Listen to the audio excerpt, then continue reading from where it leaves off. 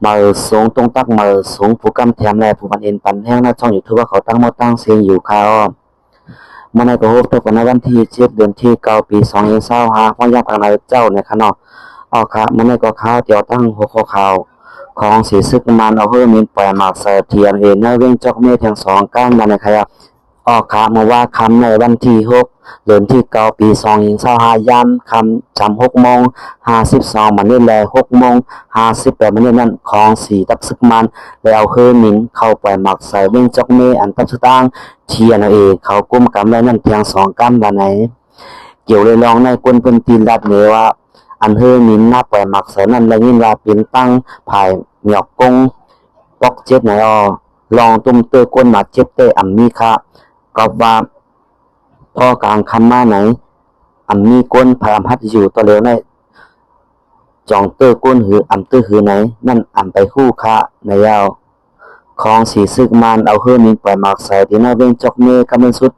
เป็นมือในวันที่25เดือนออกาศนั่นเสียกำลังซ้ำขึ้นมาปล่อยหมักลงเสือแทงวันไหนยามเดี๋ยวซึกมานเขาก้มกำไรวันน้องปิงลงซึกสืบโทษซึกเข้าถึงตั้งวันต่างถึงนั่นเสียสืบเป็นปังตึกกันตั้งสุดตั้งเทียนเฮาแห้งได้เสียยาวถ่ายซึกมันเอาต้นเลยเฮือมินปล่อยหมักเสือเทียนกูวันไหนมือว่าวันที่6มือเจ้าแต่งาซึกของสีซึกมันอันโทคืนจูเวงจอกเมนั่นตึกคำว่าอยู่ที่ปังถึงงาซึกของสีซึกมันอันตึกสืบคืนมงนาเขาจูในเวงจอกเมอันตับซึกต่างทีนังกุมกำลับกุมกำไว้นั่งย่างไปมีลองคืบนาสังได้เสียคำไว้ตีวันปังถึงน้องปิงลงในเลียงข่าวภายซึกเขาลัดในหนังนายาเลียงข่าวซึกลัดเนตีจุ้มสืบข่าวปลองเขาว่าเฮาคาตึกกันอยู่ต่อเหลียวเต้เขายืนไว้อยู่เขาไปจ้างป้นออกเนื้อน้องปิงไรเขาปล่อยต้น3-4 ลำกูวันต้นอันเขาปล่อยนั่นต้นขามตายก็มีมือในวันปุ้นนั่นก็เขาเจ้าตื้นหมักแก๊สก้องหมักเมาเสียไปใส่เฮาคาแทงวันไหนย้อนปางอุบโอในเกซึกมาแลที่ที่เว้งคนมิงอันเขอันจัดเฮ็ดมือในเลือนออกาดปุ้นมานั่นอ่ำเป็นการแลตาที่เกียดเขอำให้เว้งจอกเมตกซุ่มปันซึกมันเขาก็แทงนั้นTNLA ก็เลยห่างแห้งแถมแห้งซึกตึกเกียรติเขเว้งจอกเมได้ต่อถึงในวันที่6เดือนที่9มื้อในเสเลยฮู้ว่าต่อถึงยามเดือนในก็งาซึกของสีซึกมันอำไปจ้างป้นออกที่เนื้อน้องเปียงลงไรวันไหนหรือนั่นก็ตับซึกมันอันฮอดมามีไว้ที่บ้านปางถึงนั่นเจ้าตู้ตรงปล่อยหมากแลยื้อกองลงไหลเจอไหลเปิงเสตึกยื้อเสือเทียนเขาและเฮ็ดให้เฮือนเยคนเมืองในวันปางถึงดูแล้วกว่าในยาวเกี่ยวเลยลอง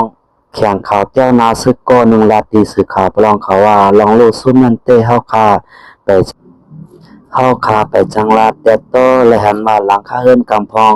ไว้กาก็มีกำพองก็ตึกไฟไหม้ไว้อยู่ในยาวเตเอาเลือนโอกาส10 กว่าวันมาในตับซึกของสีซึกมันเอาเฮือมินเข้าปล่อยหมักลงเสือตีรันที่เอิงว่าน้องปิงอันตับซึกซึ่งได้ SFPPSA ก้มกำไว้นั่นสีซึกมันเขาก็คอนเอาเอ็นแห้งซึกเขาต้องนำสีโทซึกขึ้นนามาซูในเวงจอกเมอำถาดว่าในยาวค่ะเฮามาสืบข่าวทางโหนึงในค่ะเนาะโจรเข้าร้านคำที่1ย่องแลกว่าคำอ่ำย่อม80 บาทว่าในค่ะวันที่96เดือน225ในวันศีลกลางว่าไว้วัน3 โมงร้านคำสวยนากาอันนี้ได้ผายตกเวงเมืองยองซึ่งใต้ปัดออกนั้นญาติโจรเข้าเอาคำกว่าอ่ำย่อม80 บาทวันไหนนางยิงคนเมืองยองก็นึงลาตีผู้ด้วยฮอกว่าเมื่อกว่าจะทีวัดเสมาเฮินขึ้นนั่นและหันก้นในวันอบกลมกันลงไว้ค่อยว่ามีลองจนล้านคำก้นจนมา2ก็ว่า CCTV ก็อ่ำดีเลยอ่ำไรหันโดยในกองไทย CCTV ขึ้นอันอยู่ขิมคานั่นเต้เลยหันก้นใจมา2ก็สุโมโหปกนาเสขี่รถเครื่องเส้นเมืองเขมาขิงนั่นก้นคางเฮินก็ตึกเฮ็ดมุกไฟอยู่เคียงคางเฮินนั่น ซ้ำอ่ำตันฟังแม่นว่าไหนลั่นคำในมีสองผู้ออกและก้นเท่าก็หนึ่งตาอ่ำลีพ้องมือจนเข้ามานั้นซ้ำแม่นมือเจ้าปอเจ้าเฮิรนตึกกว่าเลยไว้เฮิรนหิมหอมและยินเสียงห้องเมนางมันจังเรียนมาตีเฮิรนสัญญาโจนนั้นเอากองหนาไว้เลยอ่ำฮัดเฮ็ดสัง